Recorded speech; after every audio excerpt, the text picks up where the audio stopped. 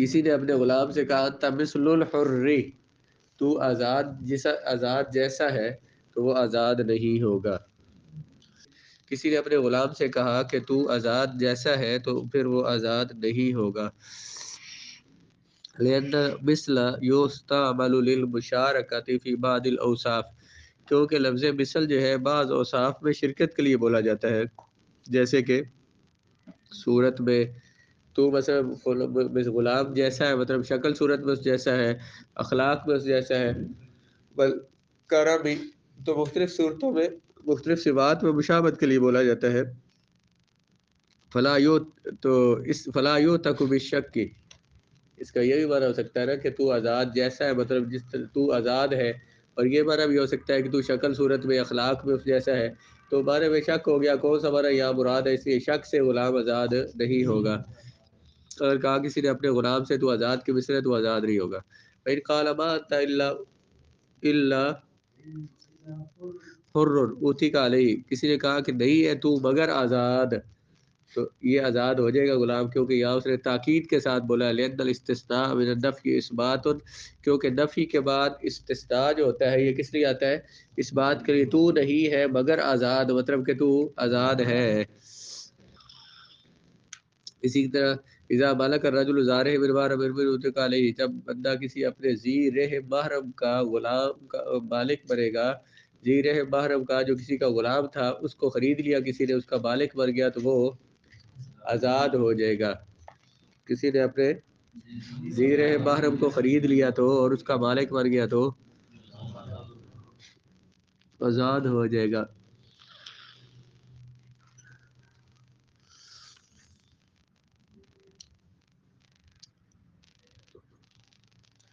اس پر حدیث پاک پہلے بھی ہم پڑھ چکے ہیں، یہاں بھی حدیث لکھی ہوئی ہے. ذو رحم کس کو کہتے ہیں؟ رحم فی الاصل دعاء الولد فی بطن امہ، رحم اصل میں کہتے ہیں کہ ماں کے پیٹ میں بچے کے لیے جو جگہ ہوتی ہے، جو برتن ہوتا ہے اس کو بولتے ہیں. پھر قرابت اور رشتہ داری کو بھی رحم کہہ دیا جاتا ہے، کہ صلہ رحمی جسے کہتے ہیں کہ رشتہ داروں کے ساتھ زیادہ رشتہ داری کو بھی رحم کہتے ہیں، کیونکہ یہ جو رحم کا رشتہ ہوتا ہے یہ ولادت کی وجہ سے ہوتا ہے. محرم کون ہوتا ہے؟ جس کے ساتھ نکاح جائز نہ ہو. ذی رحم محرم یاری محرمیت بالقرابت للرداء، جو ذی رحم ہو محرم ہو اور محرم بھی رشتہ داری کی وجہ سے ہو. ایک ہے نا ردائی بھی تو محرم ہوتے ہیں نا، ان سے بھی نکاح نہیں ہوتا، لیکن وہ ذی رحم نہیں ہوتے. ذی رحم محرم کو خریدے گا تو وہ آزاد ہو جائے گا. امام شافعی فرماتے ہیں کہ یہ صرف ولادت کا جو رشتہ ہے نا وہاں آزاد ہوگا، مطلب باپ نے بیٹے کو، بیٹے نے باپ کو خریدا تو وہ آزاد ہو جائے گا، ماں کو خرید لیا تو آزاد ہو جائے گا. لیکن ہمارے نزدیک ہماری دلیل یہ ہے کہ رسول اللہ علیہ السلام کا ارشاد مطلق مان مالا کا، جو کوئی بھی مالک بنے گا اپنے ذی رحم محرم کا، جس کسی بھی ذی رحم محرم کا مالک بنے گا تو وہ اس پر آزاد ہو جائے گا. حضرت عمر اور ابن مسعود سے اور تابعین کی کثیر جماعت سے یہی روایت ہے. جب مالک بنا آدمی ذی رحم محرم کا اپنے آپ سے تو آزاد کر دیا جائے گا وہ اس پر. وَإِذَا أَتَكَ الْمَوْلَى بَعْدَ عَبْدِهِ أُوتِيَ عَلَيْهِ ذَلِكَ الْمَالُ وَيَسْعَى فِي بَقِيَّةِ قِيمَةِ لِمَوْلَاهُ عِنْدَ أَبِي حَنِيفَةَ رَحِمَهُ اللَّهُ تَعَالَى وَقَالَ يُؤْتَكَ كُلُّهُ، کسی بندے نے اپنا آدھا غلام، کچھ غلام آزاد کیا، صاحبان فرماتے ہیں پورا آزاد ہو جائے گا. امام اعظم فرماتے ہیں جتنا آزاد کیا اتنا ہی ہوگا، باقی جو نصف ہے اس کے لیے وہ سیاحت کر کے کما کر دے گا تو پھر باقی بھی اس کا آزاد ہو جائے گا. کل جو مسئلہ پڑا تھا کہ امام اعظم کے نزدیک غلامی میں تجزی ہو سکتی ہے، صاحبین کے نزدیک تجزی نہیں ہو سکتی. آدھا آزاد کیا پورا آزاد ہو جائے گا. امام اعظم کے نزدیک آدھا غلام اور آدھا آزاد یہ ہو سکتا ہے. جب آزاد کیا مولا نے اپنے بعض غلام کو تو آزاد ہو جائے گا اس پر وہ بعض، اور وہ سیاحت کرے گا اپنی بقیہ قیمت میں اپنے مولا کے لیے. سیاحت کرنا، کمائی کرنا، کوشش محنت کرنا. فرمایا صاحبین نے یوں تک کلو پورا آزاد ہو جائے گا. ان کی دلیل یہ ہے کہ رسول اللہ علیہ السلام نے فرمایا من آتک شخصا من عبدہ یؤتیک کلہ، جس نے اپنے غلام کا کچھ حصہ آزاد کیا تو وہ سارا آزاد ہو جائے گا. ولیس للہ فی شریک، اللہ تعالیٰ کے ساتھ اس میں کوئی اور شریک نہیں ہے. مطلب وہ آزاد ہو جائے گا. اب اللہ بندہ کو اس کا مالک نہیں ہے، اللہ تعالیٰ ہی مالک ہے، تو بندہ اس کے ساتھ کوئی شریک نہیں ہوگا. امام ابو حنیفہ فرماتے ہیں رسول اللہ علیہ السلام کا ارشاد من آتک عبدا بینہ و بین شریکہ اوتیک ما اوتیک ورک ما رک، جس نے غلام کو آزاد کیا جو اس کے درمیان اس کے شریک کے درمیان تھا، تو جو اتنا آزاد ہو گیا اتنا آزاد ہو جائے گا، جو غلام ہے وہ غلام رہے گا۔ کہتے ہیں فنا عمل بالحدیثین ونحمل ما رواه ولا استقاق الحریۃ بسیاۃ، ہم دونوں حدیثوں پر عمل کریں گے اور ہم ان کو روایت کریں گے، ہم ان کو مقبول کریں گے دونوں روایتوں کو، کہ پچھلی حدیث میں کیا تھا، جس کا کچھ حصہ بھی آزاد کیا تو وہ دوسرا کیا ہے، جتنا آزاد ہے اتنا آزاد ہے، جتنا غلام ہے اتنا غلام ہے۔ کہتے ہیں ہم نے اس دونوں حدیثوں پر عمل اس طرح سے ہوگا جو امام اعظم نے جیسے کیا کہ وہ آزاد تو جیسے پہلی حدیث میں ہے کہ آدھا آزاد ہوا تو آزاد ہو جائے گا، اس طرح آزاد اگر کر دیا جائے تو دوسرے غلام کا، دوسرے مالک کا نقصان ہوگا، جس کا آدھا دو شریکوں کے درمیان غلام ہے، ایک نے آدھا آزاد کیا دوسرے کا بھی آزاد ہو جائے، اس کا نقصان ہے۔ تو اس حدیث پر بھی عمل کیا، حدیث پر بھی عمل کیا، اور دوسرے مالک کو نقصان سے بچانے کے لیے بھی کیا کہا کہ وہ سیاحت کر کے تو دوسرے مالک کو دے گا، اور جس کا آدھا حصہ ہے کما کر اس کو پیسے دے گا تو وہ آزاد بھی ہو جائے گا اور اس طرح دوسرے مالک کا نقصان بھی نہیں ہوگا۔ دونوں حدیثوں پر ہی عمل ہو جائے گا۔ سمجھ آئی؟ فإن الملک یتجزا، آگے لکھا ہوا ہے کہ ملک میں تجزی ہوتی ہے، اسی طرح ملک کے ازالہ میں بھی تجزی ہوتی ہے۔ فإطاق البعض لا يجعل الاتقاء لأن بعض العلة لا يوجب الحكم بل يبقى كل العبد رقيقا۔ چلے بات ہو گئی اس پہ بس کر دیتے رہے۔ اذا تکل، جب وہ آزاد کیا مولا نے اپنا بعض غلام تو آزاد ہو جائے گا اس پر وہ بعض بھی، اور وہ سیاحت کرے گا اپنی قیمت کے باقی سے میں اپنے مولا کے لیے۔ امام اعظم نے فرمایا، صاحبین نے فرمایا کہ آزاد ہو جائے گا سارے کا سارا۔ وَإِذَا كَانَ الْعَبْدُ بَيْنَ شَرِيكَيْنِ فَآتَكَ أَحَدُهُمَا نَصِيبَهُ تِكَ، اگر ایک غلام دو شریکوں کے درمیان تھا، مشترک دو بندوں کا غلام تھا، فآتَكَ أَحَدُهُمَا، ان میں سے ایک نے اپنا حصہ آزاد کیا تو اسی کا حصہ آزاد ہوگا۔ فَإِنْ كَانَ مُوسِرًا فَشَرِيكُ بِالْخِيَارِ، اگر یہ جو جس نے اپنا آدھا حصہ آزاد کیا اگر یہ ہو امیر تو اس کے دوسرے شریک کو اختیار ہے، وہ چاہے تو اپنا آدھا حصہ بھی وہ آزاد کر دے، اور چاہے تو ضمن شریک ہو قیمت نصیب ہی، اس شریک کو کہے کہ تو نے آدھا غلام آزاد کر کے میرا نقصان کرنے کی کوشش کی ہے، تو جتنا میرا غلام ہے جتنا میرے حصے میں آتا اتنے کی تو قیمت دے، تو پھر میں بھی اسے آزاد کر دوں گا تاکہ تیری کہی ہوئی بات پوری ہو جائے۔ کیا کہا بلا؟ تو غلام جب تھا دو شریکوں کے درمیان مشترک تھا تو ایک نے اپنا آدھا آزاد کیا تو دوسرا شریک جو ہے وہ اگر اگر وہ آزاد کرنے والا اگر امیر ہے تو دوسرے شریک کو اختیار ہے، چاہے تو وہ مفت میں ہی اپنا آدھا آزاد کر دے، اور اگر یہ امیر ہے تو پھر اس سے اپنے آدھے کی قیمت لے سکتا ہے، اور اگر چاہے تو غلام سے سیاحت کروا لے کہ یہ نہیں دے سکتا پیسے تو تم مجھے، میں تو یہ آزاد کر دیتا ہوں لیکن تم مجھے کما کر دو گے، یا پہلے کما کر دو گے تو پھر آدھا آزاد کر دوں گا تاکہ اس کی کہی ہوئی بات پوری ہو جائے، تیرا بھی نقصان نہ ہو تو میرا بھی نہ ہو۔ جب ہو غلام دو شریکوں کے درمیان پس آزاد کر دیا ان دونوں میں سے ایک نے اپنا حصہ تو وہ آزاد ہو جائے گا، اگر ہو وہ موسر، کون آزاد کرنے والا جو ہے پہلا شریکی سے آزاد کیا، اگر وہ امیر ہو اس کا شریک خیار کے ساتھ اگر چاہے تو آزاد کر دے، اگر چاہے تو ضامن بنا دے اپنے شریک کو اپنے حصے کی قیمت کا، اگر چاہے تو سیاحت کروائے غلام سے۔ بھائی کان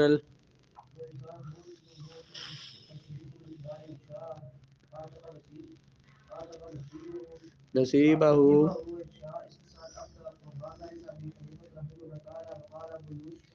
وَإِنْ كَانَ الْمُوتِقُ، اگر وہ جو پہلا آزاد کرنے والا ہے وہ ہو غریب، اس نے اپنا حصہ تو آزاد کر دیا لیکن اس کے پاس پیسے نہیں ہے کہ وہ دوسرے شریک کو اپنا اس کے حصے کے پیسے دے سکے، اگر وہ غریب ہے تو شریک کو اختیار ہے چاہے تو اپنا حصہ مفت میں آزاد کرے اور چاہے تو غلام سے سیاحت کروا لے، اس شریک اول سے جس نے آزاد کیا ہے اس سے کچھ بھی نہیں لے سکتا۔ یہ امام اعظم فرماتے ہیں، اور صاحبین فرماتے ہیں لیس لہ الا الزمان مال یساری والسیاحت مال ایساری، وہ کہتے ہیں کہ اگر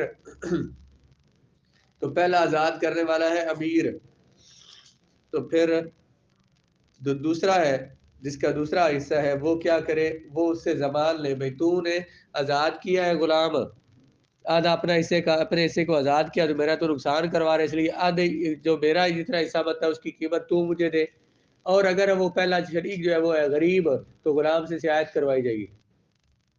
دوسرے پر آزاد کرنا، اپنے حصے کو آزاد کرنا ضروری ہی نہیں ہے، یا تو پہلے سے زمان لے لے اپنے حصے کی اور پھر اسے آزاد کر دے، چاہے پھر غلام سے سیاحت کروا لے. فرمایا صاحبین نیک نہیں ہے اس کے لیے مگر زمان، کب؟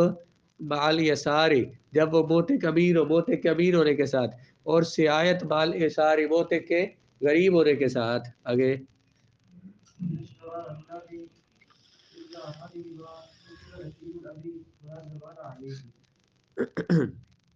جب دو بندوں نے خرید لیا دونوں میں سے ایک کا بیٹا،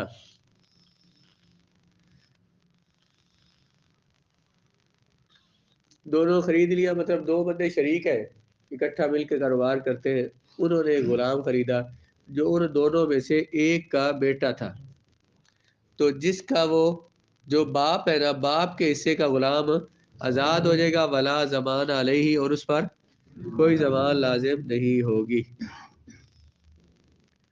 لِأَنَّهُ مَالَكَ شِخْصَ قریبی وَشِرَاءُهُ اِعْتَاقٌ، کیونکہ اس نے تو اپنے قریبی رشتہ دار کو صرف خریدا ہے، تو اور خرید کر اسے آزاد اس نے کوئی نہیں کیا، آزاد اللہ نے کروایا اسے، آزاد شریعت نے کروایا اسے، اس لیے اس پر کوئی زمان لازم نہیں ہے. جب خریدا دو آدمیوں نے، دونوں شریکوں میں سے ایک کا بیٹا آزاد ہو جائے گا، باپ کا حصہ اور نہیں ہے کوئی زمان اس باپ پر. وَكَذَلِكَ،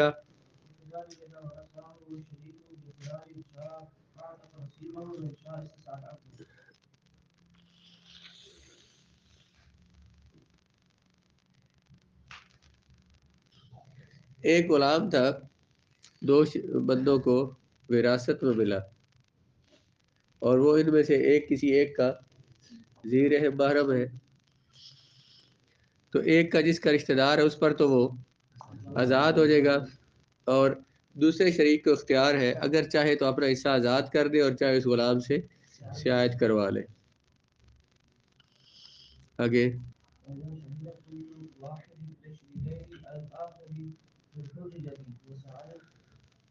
عبدو،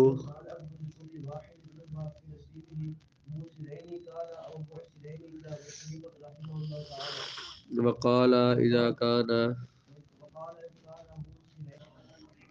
دو شریک تھے، دونوں نے مل کے غلام خریدا.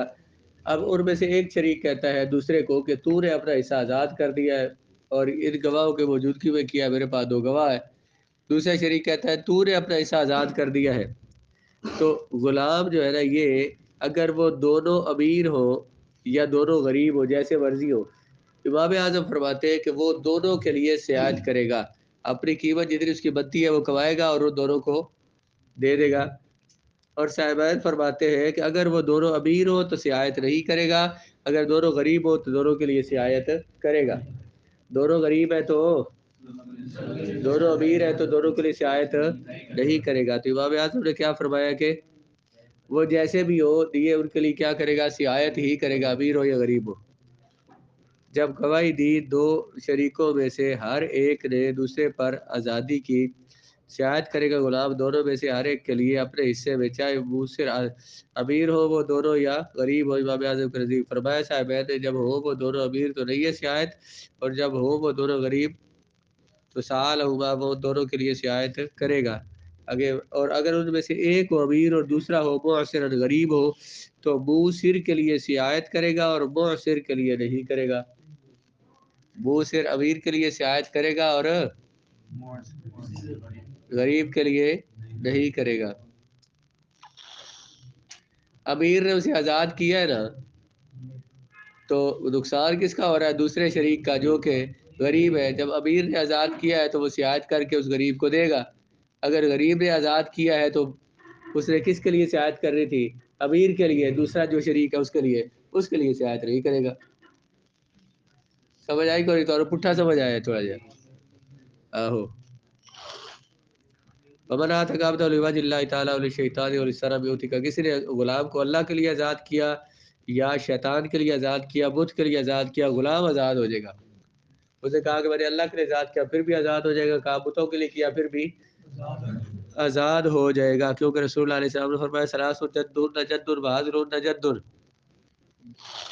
یہ چیزیں ایسی ہیں جن میں مذاق بھی سنجیدگی ہے اور مذاق بھی سنجیدگی ہے. یعنی الطلاق والعتاق والنکاح. الطلاق آگے وید کو المکرہ والسکران واقع. اور کسی بندے نے کوئی نشے میں تھا اسے غلام کو آزاد کیا تو آزاد ہو جائے گا. کسی کو مجبور کیا گیا اسلحے کے زور پر اس کو جو ہے آزاد کر, نہیں تو تجھے گولی مار دیں گے, تو اسے آزاد کر دیا تو پھر بھی غلام آزاد ہو جائے گا.